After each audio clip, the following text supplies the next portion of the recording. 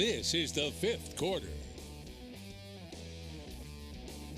Welcome back, everyone. You are watching the opening fifth quarter of the 2018 season. Joe, more great action coming up now from the BB&T Jamboree. We'll head back out to Legion Stadium for a cross-conference matchup.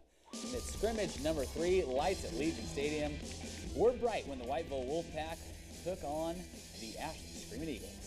Here's defensive end Peyton Blackenbeckler coming off the edge, untouched for the sack. Ashley trying to keep some of the Whiteville skill players contained early on in this ball game. You can do it early, but you can't do it forever because there's a new weapon in town. His name is Javonte Davis, screaming up the sidelines, 60-plus yard touchdown. One of his multiple. Coach Jeff Turner not liking that one too much. Screaming Eagles had an opportunity to tie the game on the very next drive. Micah Stanley trying to carry the load in the Ashley backfield this season. Good size, good speed, right up the gut across the middle, but later in the drive. Yeah, this is fourth down, trying to get to the edge and get to the line, but called just short. Big stuff for the Whiteville defense. And it goes back to the man Davis. Look, just taken off. The Wolfpack were feeling good about themselves after Davis' second touchdown. Whiteville up 14-0. Then here comes the turnover, and Ashley coughs up the football, and it sets up Davis' third touchdown of the night. It's a hat trick here, folks. 3 touchdowns, 21-0 is the win. And after the game, Sarah Johnson caught up with new Whiteville head coach J.P. Price. Thanks, Dustin. I'm Sarah Johnson here with Whiteville head coach J.P. Price. Coach, this is your first time at the BB&T Jamboree as a head coach.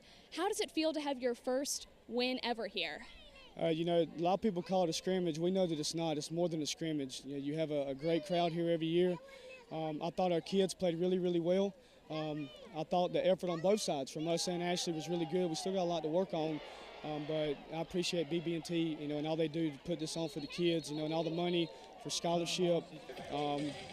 My experience doing it, it's always fun. I always enjoy it. I'm joined now with Donnell Wilson from the Whiteville Wolfpack. Donnell, how does it feel to have your first win of the season? It feels good. I haven't had this win in the season at the Jamboree all these years. I've been on varsity for 4 years, and I haven't had a win at the Jamboree. But this year, we had a win in the Jamboree. And we had an awesome job. Everybody putting in effort, intensity, and everybody checking in on defense. Offense, and we put on in our work together. We work as a team, and we work as a pride. We work at pride. We work as a pack. For the fifth quarter, I'm Sarah Johnson. And my name is Donnell Wilson. Go Wolfpack! Back to you in the studio. Thank you, Sarah. Thank you, Donnell. How about South Columbus versus South Brunswick now meeting up in a South-on-South battle here, Joe? South Columbus coming off a good playoff run last year. South Brunswick early on. It's Keyshawn Smith getting a run here into the corner out of bounds. And the Cougars trying to move the football early on. But they get stuffed, unfortunately, and then it goes to South Columbus here. Nice bit of running here. Brady Ivy, new quarterback in town.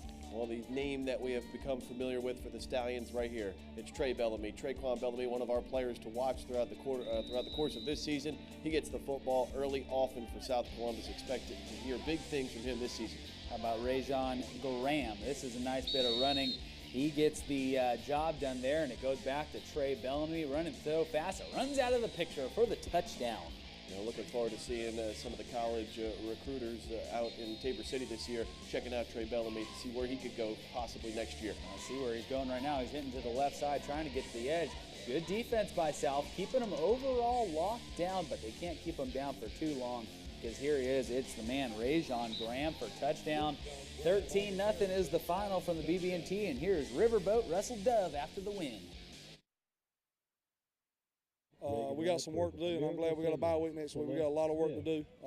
We got to come off the ball faster.